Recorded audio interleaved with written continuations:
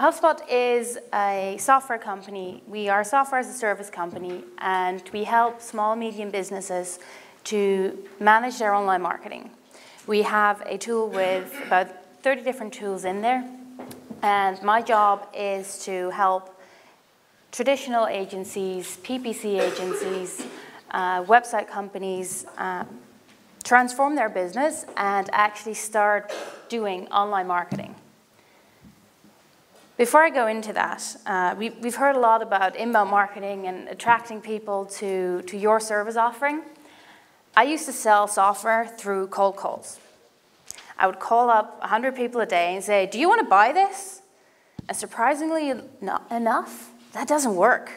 I got a lot of no's, or people that just hung up on me.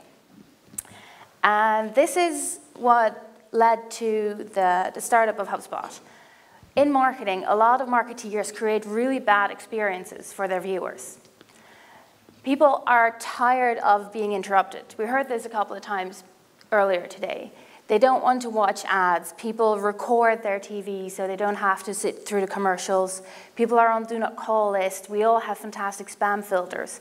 So the spamming thing, that doesn't work anymore. The consumer is changed. They are now in control. They decide what they view and when they view it. So that leads to my definition of inbound marketing. We heard it before today, but if you ask me what inbound marketing is, to me that's attracting visitors to your website by offering a service or a product that fits their pain or their need. And with those actions you take online, you train them from strangers into promoters of your brand. I love seeing that happen to our customers. The other day, I was at a user group, and I stopped talking, and one of our new customers started actually selling to two of the prospects in the room. At one point, I had to say that I did not pay this man to tell us about our company. Where do you start? You start with understanding your audience. There is something that we call a buyer persona. Marketing Mary is our primary persona for our own business. And everyone in HubSpot actually can tell you a whole lot about Marketing Mary. This is a marketing manager in a small to medium business. We know what her challenges are. We know what kind of objections she'll throw up at us when we try to sell to her. We know how she handles technology, where she reads her content. And we started out with Marketing Mary, but over time, we discovered more personas, like Media Mike and Publishing Pete. We do horribly cheesy names for our personas, and that makes us help remember it. How do you figure out who your persona is? Everyone in your sales team knows what their ideal customers are. We talked about the low-hanging fruit earlier today. So how do you figure out what people want, what they need? Talk to your salespeople, talk to your customers. Go on to LinkedIn groups, see what their peers are talking about. Monitor social media, see what they are talking about, see what questions they're asking. If you look at their behavior on your website, you can use that lead intelligence. You can see what kind of pages people view, what kind of emails that you sent them. What do they open? What do they click? How do they respond? How do they interact with you? And finally, ask questions.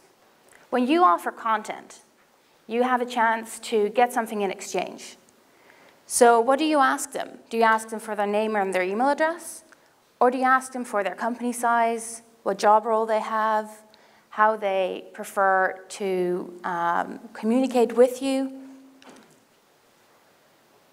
Long story short, you want to create content that adds value, answers a question, solves an issue for your customer, or something that just attracts them to your website and entertains. But I don't have to explain that to you, because you're media companies, you know that that works. That is your business. News and publishing companies, media companies have been doing this for a very, very long time. People flip through relevant content, and at the same time, they consume ads and commercials. However, we see that digital is taking over from traditional. More and more it eats away, especially mobile. That's not the only problem. If you want to try and grab my attention, I think We did some research, and on average, people remember for about 7 seconds what they searched for.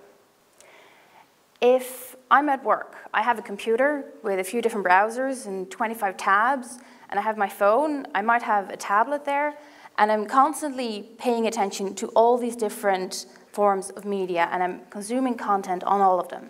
So you really want to grab my attention and hold it there. So what about media companies? We work with a couple of media companies that had certain challenges, and I talked to them, and this is what they told me. We can't provide warm leads to the sales teams. We have a hard time differentiating ourselves from other media companies. We have a fragmented way, the way people consume our content. And finally, we are losing budget to digital media. And they were looking for ways on how to get that budget back digitally. Luckily, we also have worked with these people for a while, and they can talk about a couple of solutions. You help salespeople, you create content and generate leads for them. What I used to do, call 100 people and ask them, do you want to buy an ERP system? I had no reason to believe that they were actually interested at that time. How can you deliver more clicks, more than clicks and impressions? How can you actually turn your viewers into leads? You want to understand your audience demographics, their interests, their behavior, and you want to serve them with smart content. So if I've told you that I'm interested in software solutions, then you want to show me exactly that when I visit your website. And finally, you start replacing lost revenue streams by offering marketing services. So how can you, as a media company, start offering these kind of services? When I had this talk with one of our media partners, he gave me an example. He improved the cost per lead by 50% in 6 months.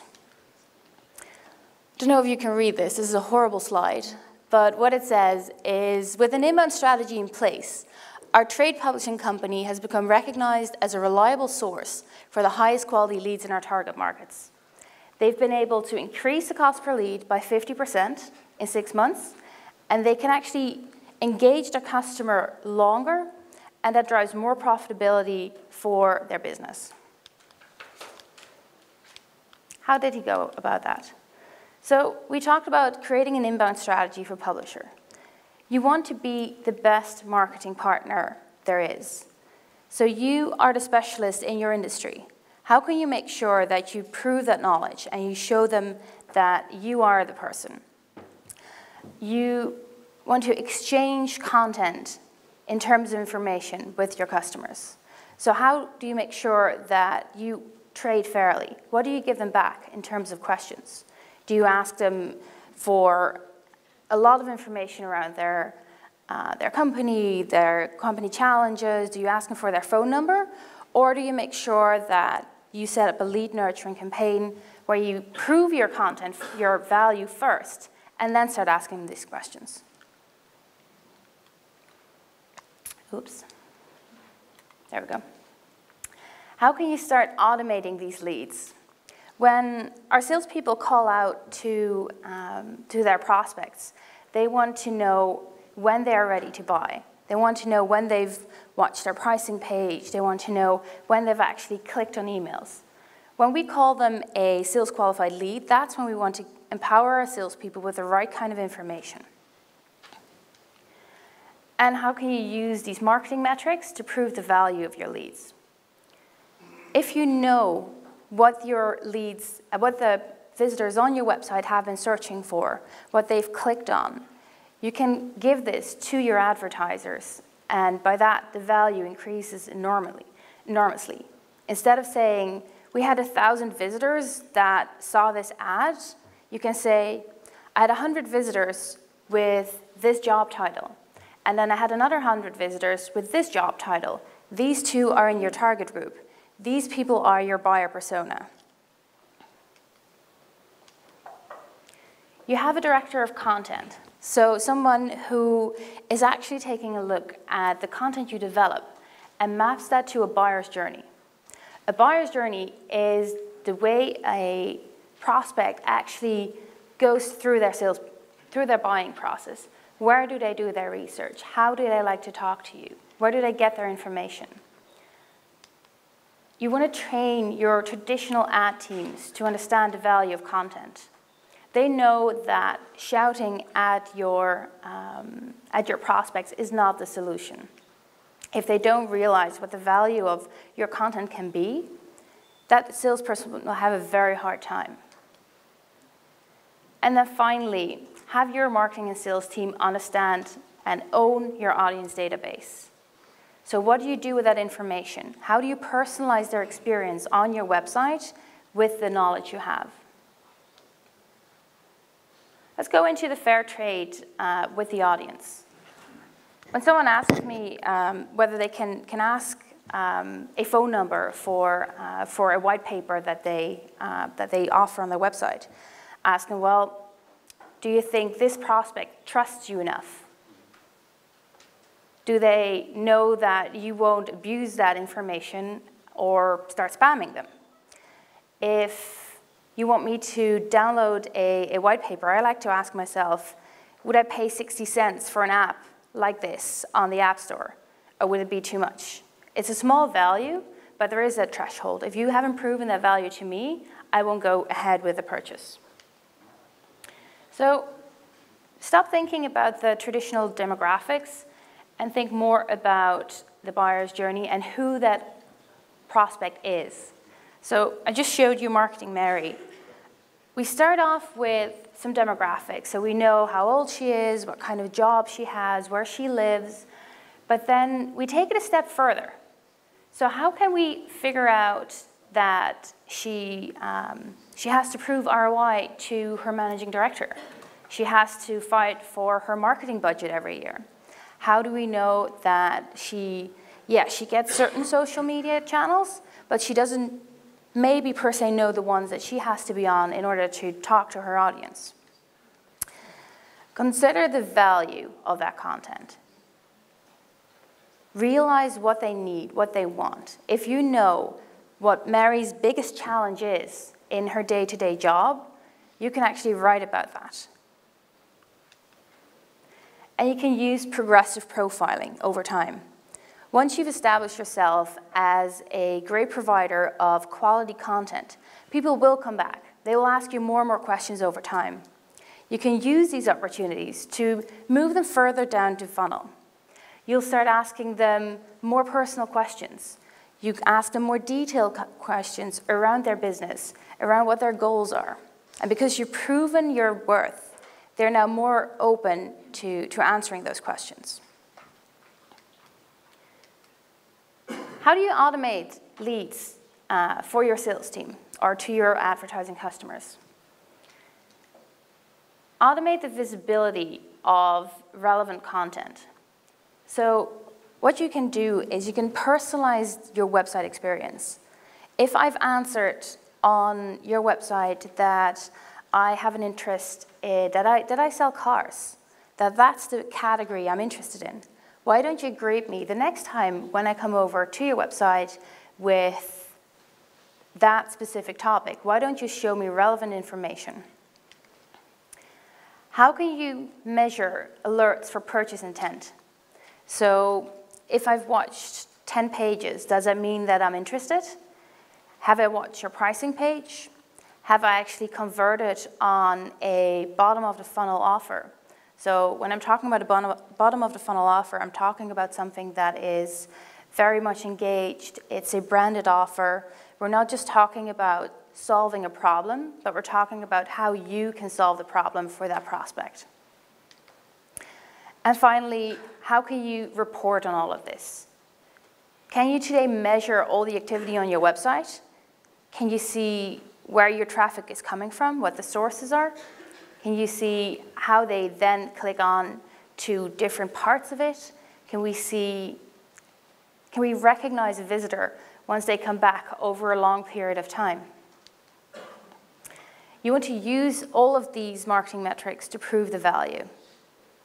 You want to have that purchase intent. And once you can say that not just these people have watched my content, but they've actually showed, because I watched this over time, there are trends.